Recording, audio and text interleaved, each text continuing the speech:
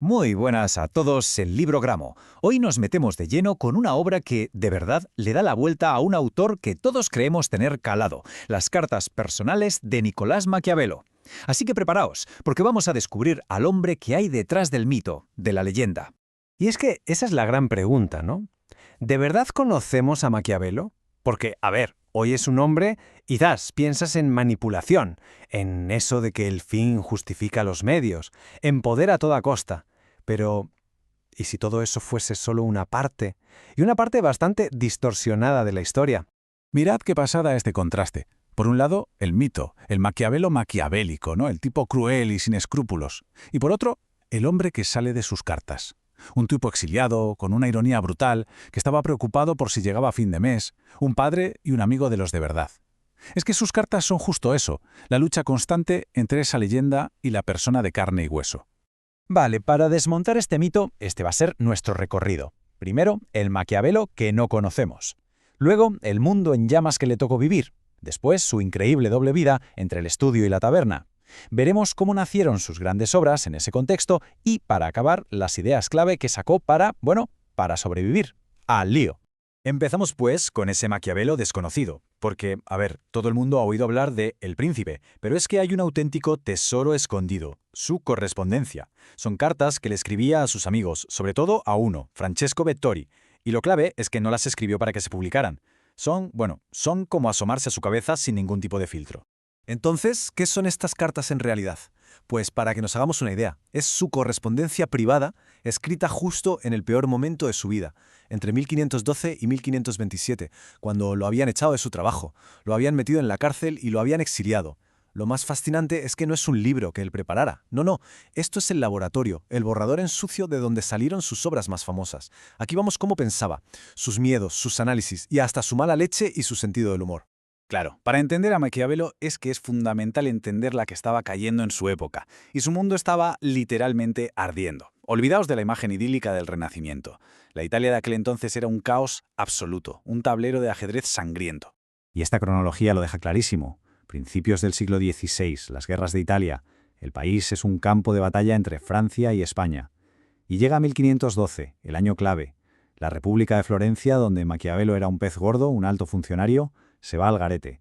Vuelven los Medici. ¿Y qué pasa en 1513? Pues que a Maquiavelo le cae la mundial. Lo despiden, lo torturan un poco en la cárcel y finalmente lo exilian. Este es el momento que lo cambia todo para él. Y aquí llegamos al meollo de las cartas, a lo más fascinante, porque esa caída brutal le obliga a llevar una doble vida que es de película. Durante su exilio, Maquiavelo es dos personas distintas, el hombre que es de día y el que es de noche. Y es que no hay nada que lo resuma mejor que esta cita de su carta más famosa. Escribe: «Me quito la ropa de diario, llena de barro y mugre, y me pongo vestiduras reales y curiales, y me alimento de esa comida que es solo mía». Es que es una metáfora brutal, ¿no? Es su forma de decir que, por la noche, se escapaba de su realidad miserable a través del intelecto. Su rutina diaria era una locura. Imaginaos. Por el día, pues tareas de campo, supervisando su pequeña granja, lidiando con problemas de pueblo.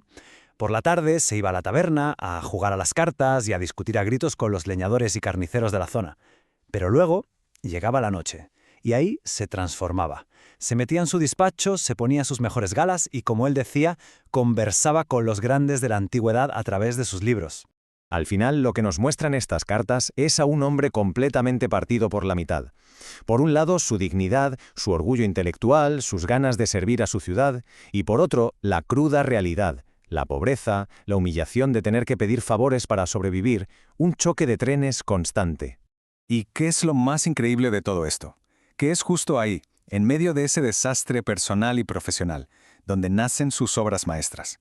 El exilio, que parecía su fin, en realidad fue el principio de su leyenda, como el primer gran pensador político moderno. De hecho, es en esa misma carta, la de diciembre de 1513, donde después de contarle a su amigo toda su rutina, le suelta como que no quiere la cosa que ha escrito un pequeño opúsculo, una obrita llamada De Principatibus. Hoy, claro, todo el mundo la conoce como El Príncipe.